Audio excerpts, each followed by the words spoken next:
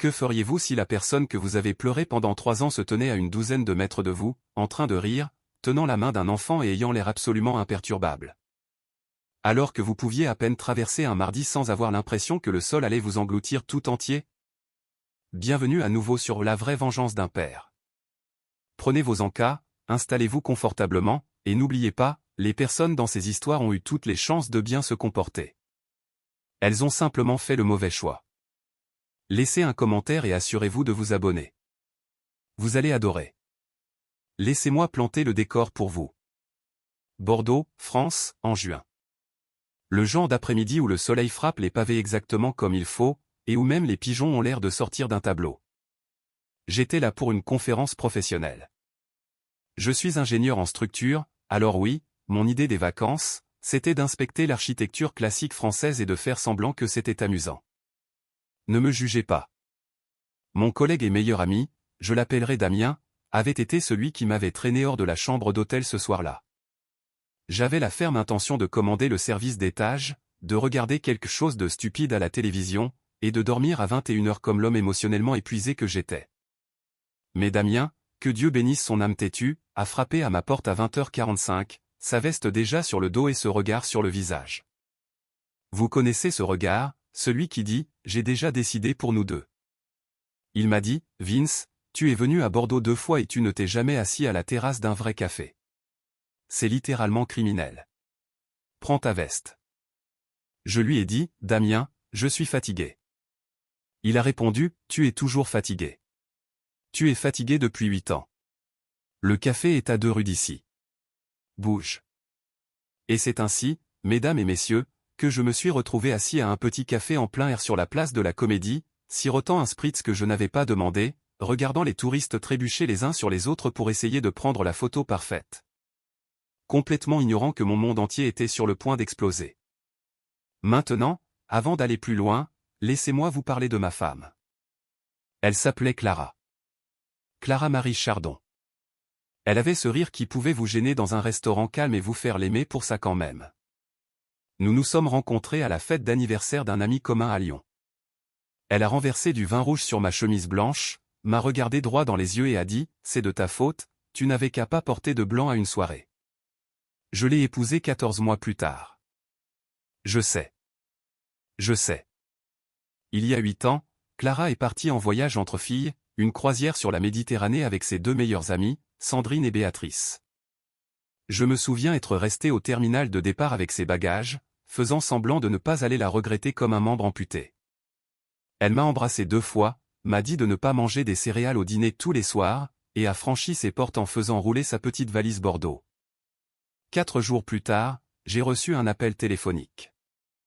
Il y avait eu un accident sur le bateau, sur un pont en pleine nuit, une rambarde qui a cédé. 2 témoins. Ils ont récupéré ses affaires, son bracelet, celui que je lui avais offert pour notre premier anniversaire. Ils n'ont jamais retrouvé son corps. Les gardes-côtes ont dit que les courants dans cette partie de la Méditerranée rendaient une récupération complète. Improbable. Comme si l'océan me devait une meilleure grammaire. J'ai organisé des funérailles pour une femme sans cercueil. Je me suis tenu devant notre famille et nos amis dans un costume noir qui semblait 3 tailles trop petit, et j'ai parlé de Clara comme si elle appartenait déjà au passé. Sa mère, une femme nommée Pascale, m'a tenu la main pendant toute la cérémonie et a pleuré si fort que j'ai cru qu'elle allait littéralement se briser. Pendant 8 ans, j'ai suivi une thérapie pour faire mon deuil. J'ai vendu notre appartement. Je me suis plongé à corps perdu dans le travail. J'ai appris, lentement, douloureusement, comment redevenir une personne. Et puis Damien m'a forcé à quitter ma chambre d'hôtel. Nous y voilà donc. Café en plein air, spritz. Damien est en train de me raconter une longue histoire interminable sur une femme qu'il a rencontrée à l'aéroport. Et j'écoute à moitié, regardant à moitié un musicien de rue massacrer une chanson de Charles Aznavour, quand quelque chose à la limite de mon champ de vision m'arrête. Pas me ralentit, m'arrête. Il y a une femme de l'autre côté de la rue. Elle se tient devant un glacier, riant de quelque chose que l'homme à côté d'elle vient de dire. Elle a des cheveux bruns foncés, cette nuance spécifique, celle qui paraît presque auburn quand la lumière la frappe. Elle porte une robe d'été jaune. Elle a une main posée sur l'épaule d'une petite fille, peut-être 4 ou 5 ans, et à côté de la petite fille se trouve ce qui semble être un enfant identique, des jumelles. Mon cerveau fait ce que font les cerveaux. Il classe cela dans la catégorie des coïncidences et essaie de passer à autre chose. Mais mes yeux ne coopèrent pas. J'ai dit à Damien très lentement, ne sois pas trop évident, mais regarde de l'autre côté de la rue. La femme en robe jaune. Damien a tourné la tête avec toute la subtilité d'un homme qui n'a jamais été subtil de sa vie et l'a regardé directement. Il s'est tourné vers moi et a dit, elle est jolie. Tu devrais aller lui parler. C'est exactement le genre de... J'ai coupé, est-ce qu'elle te rappelle quelqu'un? Il a regardé à nouveau, plus longtemps cette fois.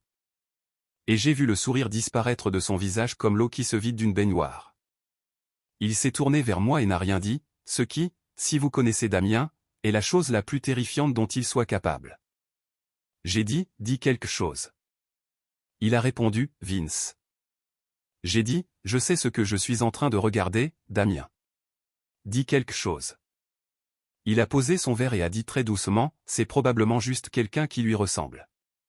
Les gens ont des sosies. Tu vois ce que je veux dire?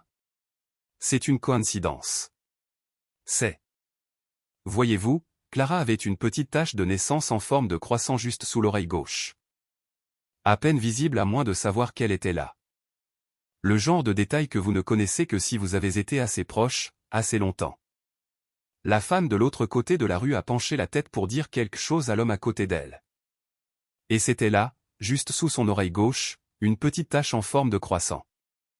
Maintenant, c'est ici que j'ai besoin que vous restiez avec moi. Parce que ce qui s'est passé ensuite est la partie qui a tout changé. Et je dis bien tout. Pas seulement à propos de Clara. Pas seulement à propos de l'accident, mais à propos du mariage que je pensais connaître, de la femme que je pensais aimer, et d'un secret si profondément enfoui, si délibérément caché que lorsqu'il a finalement fait surface, il ne m'a pas seulement choqué.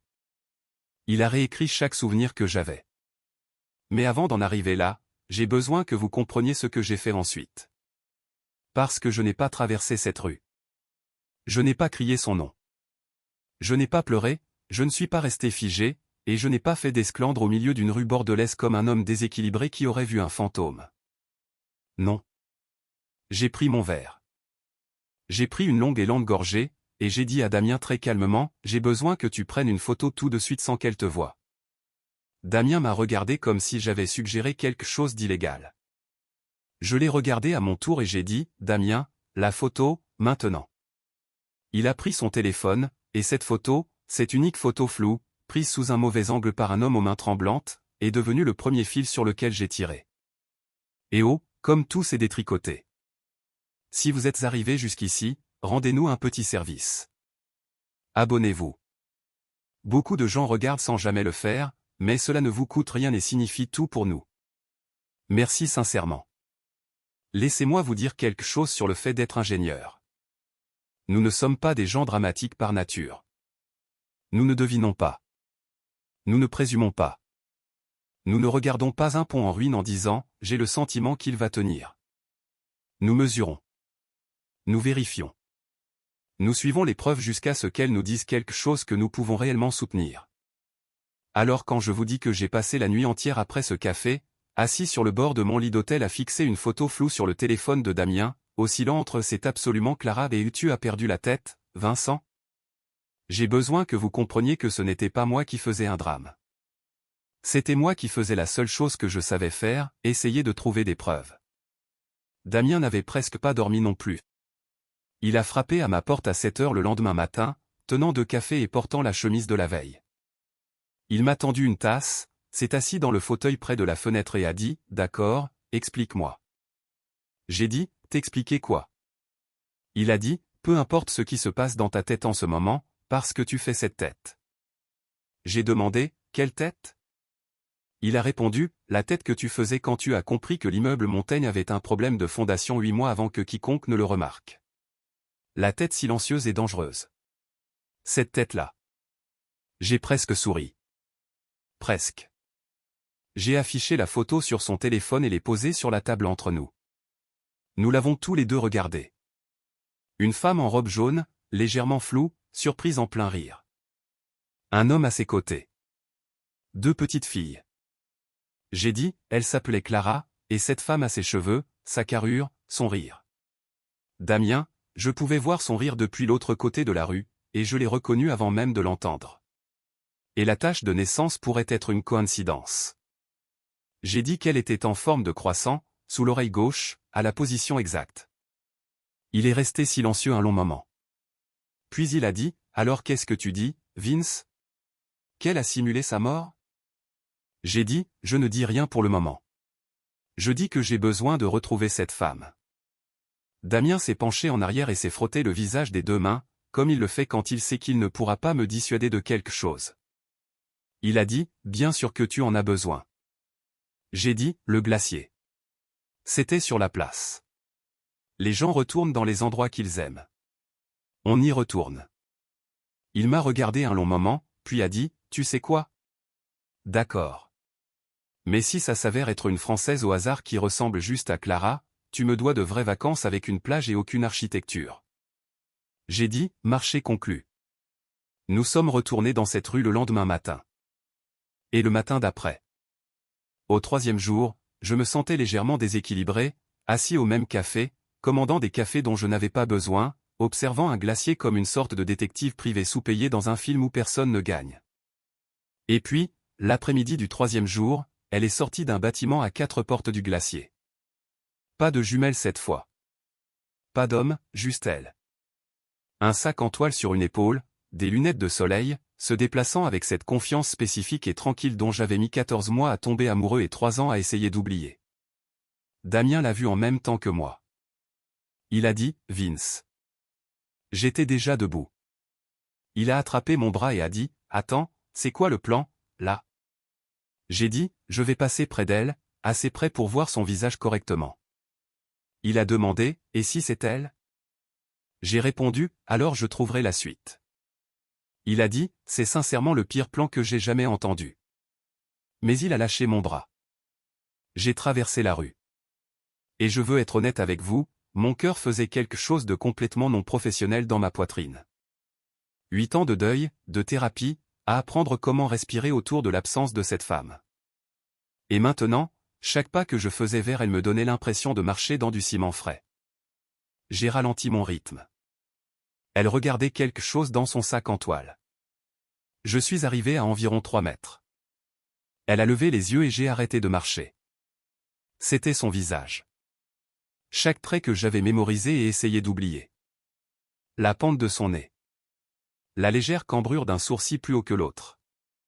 La bouche qui avait toujours l'air d'être à une seconde de dire quelque chose qui allait soit vous charmer, soit vous détruire. Mais voici la chose, et c'est la partie qui a brisé quelque chose en moi. Elle m'a regardé comme on regarde un étranger. Pas avec culpabilité, pas avec panique, pas avec le choc aux yeux écarquillés d'une femme surprise en train de vivre une vie qu'elle n'aurait pas dû. Elle m'a regardé comme on regarde quelqu'un qui a accidentellement croisé votre chemin. Douce, polie, complètement imperturbable, elle a dit, et je me souviens de chaque syllabe, « Pardon, est-ce que je vous gêne ?» Un accent parfaitement de chez nous. Mon estomac est tombé à travers les pavés. J'ai répondu, et je n'ai aucune idée de comment ma voix est sortie aussi stable, « Non, c'est bon. Je suis désolé. » Elle a souri, de ce sourire exact, et est passée devant moi. Je suis resté dans cette rue et je n'ai pas bougé pendant ce qui m'a semblé être une minute entière. Quand je suis retourné vers Damien, il a regardé mon visage et a dit, « C'est elle, n'est-ce pas ?» Je me suis assis. J'ai pris mon café. J'ai pris une gorgée. Même s'il avait refroidi, j'ai dit, « Elle ne m'a pas reconnu. » Il a fait, « Quoi ?» J'ai dit, « Elle m'a regardé droit dans les yeux, Damien. » Pas une lueur, pas un seul moment de reconnaissance. Elle m'a demandé si elle me gênait. Il m'a fixé. Puis il a dit très prudemment, « Vince, est-il possible que tu te trompes? Que c'est juste. Quelle a la voix de Clara? » J'ai répondu, même tonalité, même rythme, même accent, même tout. La table est devenue silencieuse et j'ai alors prononcé la chose qui se formait dans un coin de mon esprit depuis 3 jours. La pensée que j'avais lentement élaborée, de la même manière qu'on construit une structure à partir des fondations. J'ai dit, « Damien, et si Clara ne m'avait jamais dit qu'elle avait une sœur? » Il a cligné des yeux. Une sœur? Une vraie jumelle?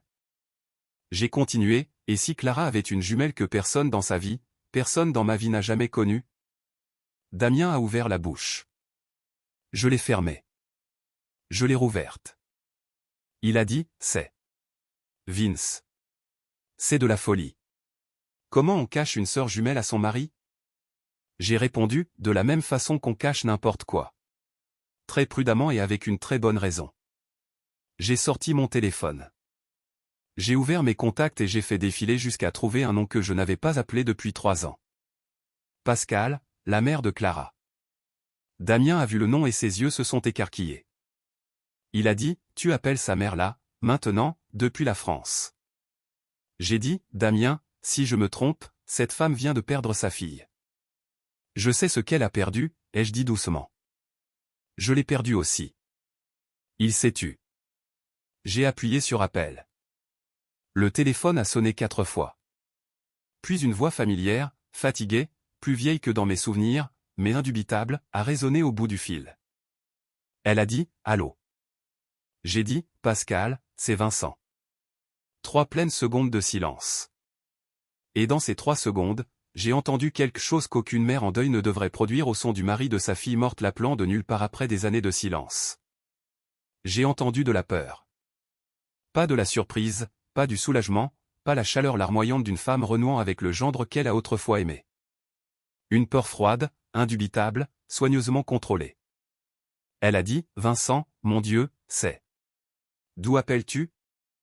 J'ai dit, Pascal, je vais vous demander quelque chose et j'ai besoin que vous soyez honnête avec moi.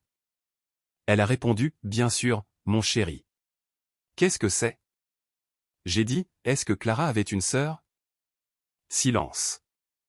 Le genre de silence qui n'est pas vide. Le genre qui est absolument plein.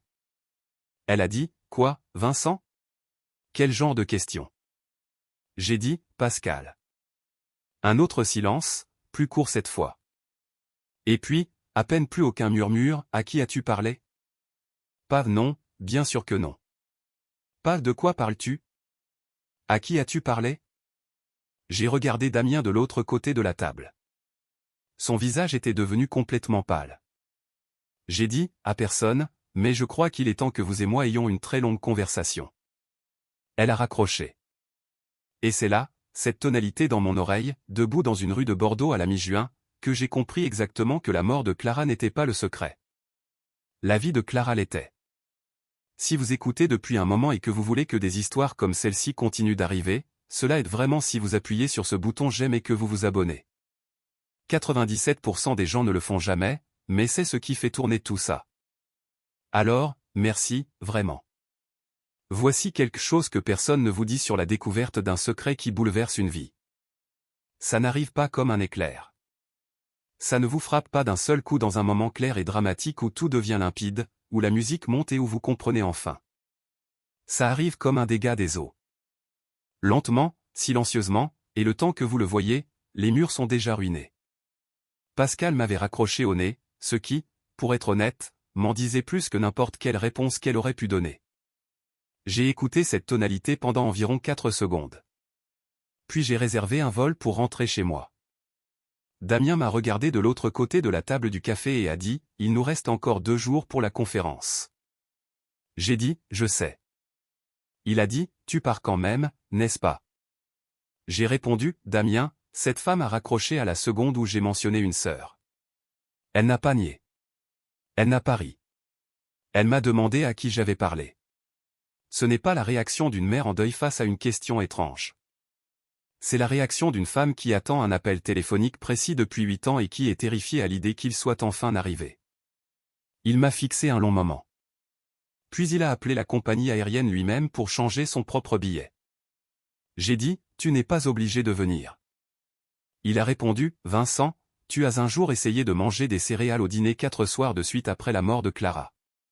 Tu ne vas pas faire ça tout seul. Allons faire nos valises. Je ne le dis pas assez.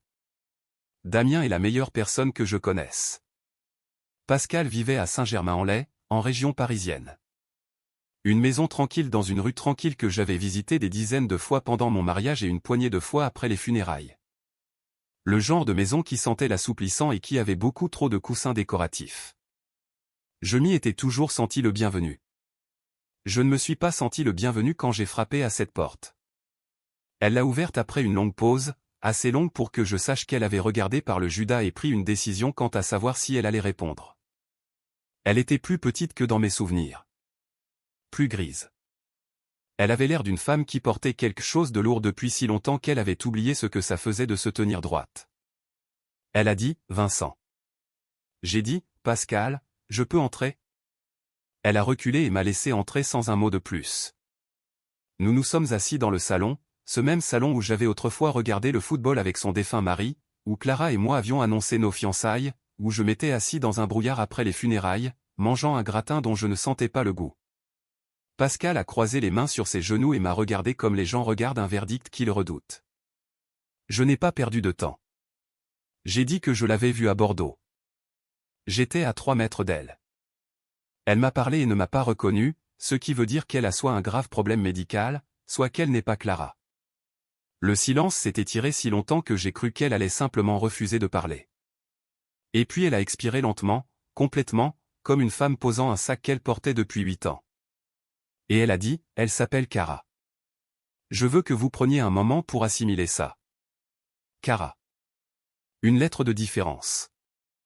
Une seule lettre séparant deux vies qui avaient apparemment évolué parallèlement l'une à l'autre pendant des décennies sans que je sache jamais que la deuxième existait. J'ai dit très doucement, Clara avait une vraie jumelle nommée Cara. Pascal a hoché la tête. J'ai dit, et en 14 mois de relation et 4 ans de mariage, elle ne me l'a jamais dit. Pascal a répondu, elle ne l'a jamais dit à personne, Vincent. C'était l'accord. J'ai demandé, quel accord? Qu'est-ce que ça veut dire? Quel accord? Pascal a regardé ses mains. Elle a dit, quand les filles avaient 9 ans, leur père et moi nous sommes séparés. C'était. Ce n'était pas une bonne situation. Ce n'était pas un homme bien. Quand nous avons enfin pu partir, il y avait des gens liés à lui, des gens dangereux qui ont fait clairement comprendre que s'ils ne pouvaient pas nous avoir, personne ne nous aurait. La pièce semblait très silencieuse. Elle a continué, nous avons dû disparaître. Les deux filles, des chemins différents. C'était le seul moyen de garantir qu'elles soient toutes les deux en sécurité. Clara est venue avec moi. Cara est partie avec ma sœur sur la côte atlantique. Nous étions d'accord. Aucun contact, aucun lien. Parce que toute connexion entre elles était un fil sur lequel quelqu'un pouvait tirer pour les trouver toutes les deux. Je l'ai fixé. J'ai dit, vous avez séparé vos filles jumelles pour les protéger. Elle a répondu, j'ai séparé mes filles jumelles pour les garder en vie. Il y a une différence. Et c'est là que j'ai dû me caler au fond du canapé, parce que chaque version de Clara que j'avais jamais connue était en train de se réorganiser silencieusement dans mon esprit. Chaque fois qu'elle avait été évasive sur son enfance. Chaque fois qu'elle avait changé de sujet quand on parlait de famille. Chaque fois que j'avais mis ça sur le compte du chagrin lié à son père, un homme dont elle prétendait qu'il était simplement parti pour ne jamais revenir. Elle ne pleurait pas un père absent. Elle protégeait un secret qui permettait à sa sœur de continuer à respirer. J'ai demandé, l'accident, la croisière. La mâchoire de Pascal s'est contractée. J'ai dit, était-ce réel? Elle m'a regardé à ce moment-là, et j'ai vu quelque chose sur son visage auquel je n'étais pas préparé. C'était du chagrin. Un chagrin spécifique, non fin, ancré jusqu'aux os. Le genre qu'on ne peut pas fabriquer. Elle a dit, oui, Vincent, ma fille est morte. Clara est morte. J'ai besoin que vous compreniez que ma poitrine a fait quelque chose de compliqué. J'ai demandé, alors qui est à Bordeaux? Elle a répondu, quand Clara est morte, quand c'est vraiment arrivé, j'ai pris une décision. Cara ne savait pas que Clara existait. Clara ne savait pas que Cara existait. Mais moi, je connaissais les deux. Et elle s'est raclé la gorge le contact de Cara par l'intermédiaire de ma sœur. Elle a fait une pause. J'ai parlé de Clara à Cara après l'accident. Pour la première fois, je lui ai dit qu'elle avait une sœur jumelle et que cette sœur jumelle avait disparu. J'ai demandé, comment l'a-t-elle pris? Pascal a presque souri, d'un petit sourire triste. Elle a dit, comment l'aurais-tu pris? Découvrir que tu avais une sœur que tu n'avais jamais connue et qu'elle était déjà morte. Je n'avais pas de réponse à ça. Elle a repris, Cara est une femme bien, Vincent. Elle a construit sa vie en Europe. Elle a épousé un homme nommé Julien. Ils ont eux-mêmes des filles jumelles. Elle a fait une autre pause. L'ironie de la chose ne m'échappe pas. Je me suis penché en avant. J'ai dit, Pascal, est-ce que Cara c'est pour moi? Pascal est restée silencieuse juste une seconde de trop. J'ai insisté, Pascal. Elle a dit, elle sait que Clara était mariée. Elle connaît ton nom. Elle a vu des photos. Un frisson m'a parcouru. J'ai dit, elle m'a regardé droit dans les yeux à Bordeaux et n'a pas réagi. Si elle a vu des photos et qu'elle ne s'attendait pas à voir le mari de la sœur jumelle qu'elle n'a jamais rencontrée debout dans une rue de Bordeaux. Je me suis adossé. J'ai pressé mes doigts sur mon front et pendant un long moment, j'ai juste respiré, parce que voici ce que j'étais en train d'assimiler. Clara était réelle. Notre amour était réel. Sa mort était réelle. Il n'y avait aucune trahison, aucun complot, aucune tromperie délibérée dirigée contre moi. Il y avait juste une femme qui avait porté un secret si longtemps qu'il était devenu une partie de son squelette. Un secret n'est non pas de l'égoïsme, mais de la survie. Et quelque part à Bordeaux, il y avait une femme qui ressemblait exactement à ma femme, vivant une vie que ma femme n'avait jamais eu la chance de terminer. J'ai dit, je veux la rencontrer. Pascal a répondu, Vincent, elle est le seul morceau vivant de Clara qui existe dans ce monde. Et elle ne sait même pas comment était Clara. Elle ne sait pas comment elle riait, ce qui lui faisait peur, ce qu'elle commandait au restaurant ou ce qu'elle a dit le matin avant de partir pour cette croisière. Ma voix s'est brisée sur cette dernière partie. Je n'avais pas prévu ça. Pascal est restée silencieuse pendant un long moment. Puis elle a dit, je vais la contacter. Je ne peux rien promettre, mais je vais la contacter. 3 semaines plus tard, j'ai reçu un message d'un numéro inconnu. Il disait, c'est Cara. Ma mère m'a dit ce qui s'est passé à Bordeaux.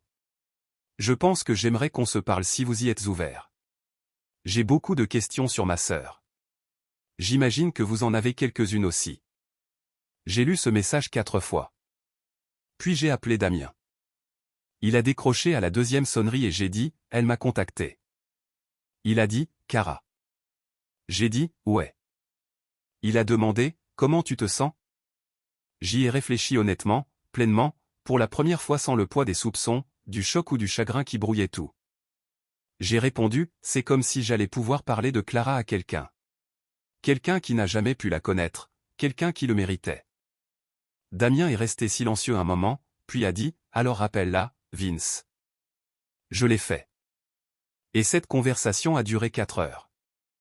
Et quelque part au milieu de tout ça, au-delà des questions, des photographies que je lui ai décrites et des histoires qu'elle n'avait jamais entendues, Cara a ri, et j'ai reconnu ce rire avant même qu'il ne finisse de quitter sa bouche. Je n'ai pas pleuré. Je suis un ingénieur en structure lyonnais. Je ne fais pas ça. Mais si jamais Damien vous dit le contraire, je ne confirme rien. La femme qui est morte 2 fois n'est jamais revenue. Mais la partie d'elle qui avait toujours manqué, la partie dont elle ignorait même l'existence, a finalement, doucement, été retrouvée. Si vous avez aimé cette histoire, rejoignez notre communauté en appuyant sur le bouton j'aime et en vous abonnant pour d'autres histoires réelles, brutes et centrées sur la famille. Et comme toujours, merci de faire partie de cette sphère.